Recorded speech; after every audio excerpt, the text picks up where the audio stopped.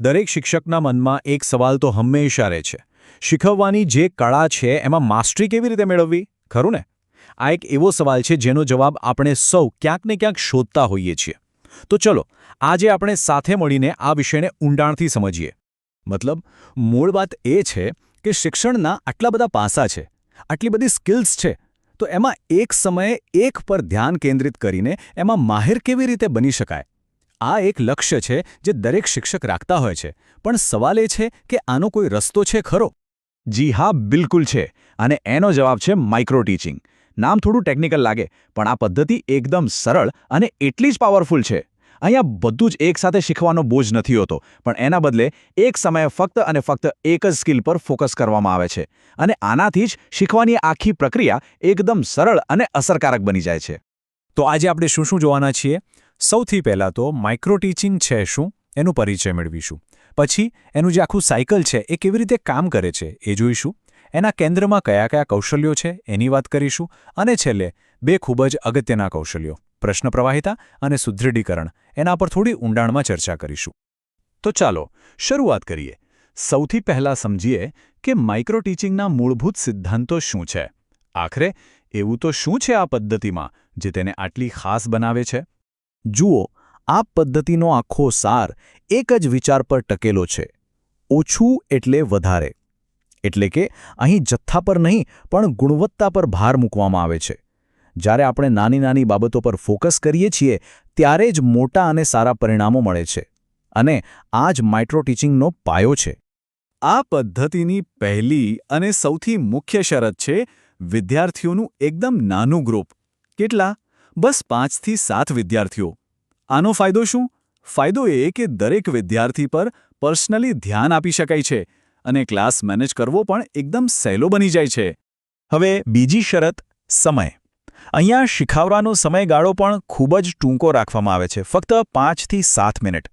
આટલા ઓછા સમયમાં આપણે આમ તેમ ભટકી નથી શકતા, એટલે મુખ્ય મુદ્દા પર જ ધ્યાન રહે છે અને ફોકસ જળવાઈ રહે છે.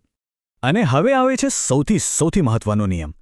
એ છે કે દરેક સેશનમાં ફક્ત અને ફક્ત એક જ ટીચિંગ સ્કિલ પર ફોકસ કરવાનો. બસ એક સમયે એક જ સ્કિલ. આનાથી થાય છે શું? તો એ જે સ્કિલ છે ને એને એકદમ ઊંડાણથી સમજવાનો અને એમાં સુધારો લાવવાનો પૂરેપૂરો મોકો મળે છે. ચાલો હવે આપણે આગળ વધીએ અને જોઈએ કે આ આખી પ્રોસેસ પ્રેક્ટિકલી કેવી રીતે કામ કરે છે. માઇક્રો ટીચિંગ એક સાયકલ જેવું છે. એટલે કે એના દરેક સ્ટેપ્સ એકબીજા સાથે જોડાયેલા છે અને સતત સુધારા માટે જ બનાવવામાં આવ્યા છે. આ છે માઇક્રો ટીચિંગ ચક્રના 6 મુખ્ય તબક્કા. જુઓ, સૌથી પહેલાં પાઠનું પ્લાનિંગ થાય. પછી એને શીખવવામાં આવે. તરત જ એના પર ફીડબેક લેવામાં આવે.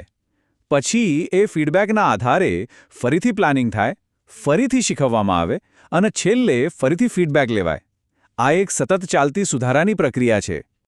આ ચક્રની સૌથી રસપ્રદ વાત છે એનું ટાઈમ મેનેજમેન્ટ. દરેક તબક્કા માટે ચોક્કસ સમય નક્કી કરેલો છે. જેમ કે શીખવવા માટે 5 થી 7 મિનિટ, ફીડબેક માટે 6 મિનિટ અને ફરીથી પ્લાન કરવા માટે 10 મિનિટ. આનાથી આખી પ્રોસેસ એકદમ વ્યવસ્થિત અને ટાઈમસર ચાલે છે. સારું, તો આપણે આટલી વારથી કૌશલ્ય કે સ્કિલ શબ્દ વાપરી રહ્યા છીએ, પણ એનો ખરો અર્થ શું થાય? શિક્ષણ કૌશલ્ય એટલે શિક્ષકના શબ્દો અને એમના વર્તનમાં દેખાતી નાની નાની ક્રિયાઓ. માઇક્રો ટીચિંગનો મુખ્ય હેતુ આ જ કૌશલ્યોને વિકસાવવાનો છે. અહીં કેટલાક એવા કૌશલ્યોની યાદી છે જેનો અભ્યાસ આ પદ્ધતિથી કરી શકાય. જેમ કે પ્રશ્નો કેવી રીતે પૂછવા, બ્લેકબોર્ડનો અસરકારક રીતે ઉપયોગ કેવી રીતે કરવો, કે પછી વિદ્યાર્થીઓને પ્રોત્સાહિત કેવી રીતે કરવા. આ લિસ્ટ જોયા પછી ખ્યાલ આવે કે આ ટેકનિક કેટલી બધી રીતે કામમાં આવી શકે છે. તો ચાલો હવે એક કૌશલ્યને જરા ઊંડાણથી સમજીએ. પહેલું છે પ્રશ્ન પ્રવાહિતા કૌશલ્ય. આનો હેતુ શું છે અને તે કેવી રીતે કામ કરે છે એના પર એક નજર કરીએ. આ ઉપમા કેટલી સરસ છે નહીં? પાણીના પ્રવાહની જેમ. પ્રશ્ન પ્રવાહિતાનો મતલબ જ એ છે કે પ્રશ્નો ટૂંકા, સ્પષ્ટ અને એકબીજા સાથે જોડાયેલા હોવા જોઈએ, જાણે એક નદી વહેતી હોય. આનાથી વિદ્યાર્થીને વિચારવાની પ્રેરણા મળે અને તેનું જે જ્ઞાન છે એ સહેલાઈથી બહાર આવે. એટલે કે આ કૌશલ્યનો મુખ્ય હેતુ એ છે કે વિદ્યાર્થીઓ જે કંઈ પણ પહેલાંથી જાણે છે એને નવા જ્ઞાન સાથે જોડવામાં આવે. આ એક પુલ બાંધવા જેવું કામ છે. અને જ્યારે આવો પુલ બંધાય ત્યારે શીખવાની પ્રક્રિયા વધુ મજબૂત અને અર્થપૂર્ણ બને છે. હવે અસરકારક રીતે પ્રશ્નો પૂછવા માટે આ કેટલીક બેસ્ટ પ્રેક્ટિસ છે. જેમ કે પ્રશ્ન કોઈ એક વિદ્યાર્થીને નહીં પણ આખા વર્ગને પૂછવો, એકનો એક પ્રશ્ન વારંવાર રિપીટ ન કરવો અને સ્પીડ પણ બરાબર જાળવવી. આ નાની નાની બાબતો ક્લાસમાં ખૂબ મોટો ફરક લાવી શકે છે. ચાલો હવે આપણે બીજા એક ખૂબ જ મહત્વના કૌશલ્ય તરફ જઈએ. આ કૌશલ્ય વિદ્યાર્થીઓને પ્રોત્સાહિત કરવા અને તેમનું ધ્યાન પાઠમાં ટકાવી રાખવા માટે છે. અને એનું નામ છે સુદૃઢીકરણની શક્તિ. સુદૃઢીકરણ કૌશલ્યનો હેતુ એકદમ સીધો અને સ્પષ્ટ છે. વિદ્યાર્થીઓને પ્રોત્સાહન આપીને ક્લાસમાં એક્ટિવ અને ઇન્વોલ્વ રાખવા. આનાથી શીખવાનો જે માહોલ છે એ વધુ પોઝિટિવ અને એનર્જેટિક બને છે.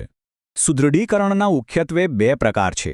એક છે શાબ્દિક, એટલે કે જેમાં આપણે સરસ, ખૂબ સરસ જેવા પ્રોત્સાહક શબ્દોનો ઉપયોગ કરીએ. અને બીજું છે અશાબ્દિક, જેમાં આપણા હાવભાવ, જેમ કે એક સ્માઇલ આપવી કે પછી માથું હલાવીને સંમતિ આપવી, આ બધું જ કામ કરે છે. અને સાચું કહું તો આ બંને એટલા જ જરૂરી છે. અહીં કેટલાક પાવરફુલ શબ્દોના ઉદાહરણો છે. સરસ, શાબાશ, ઉત્તમ.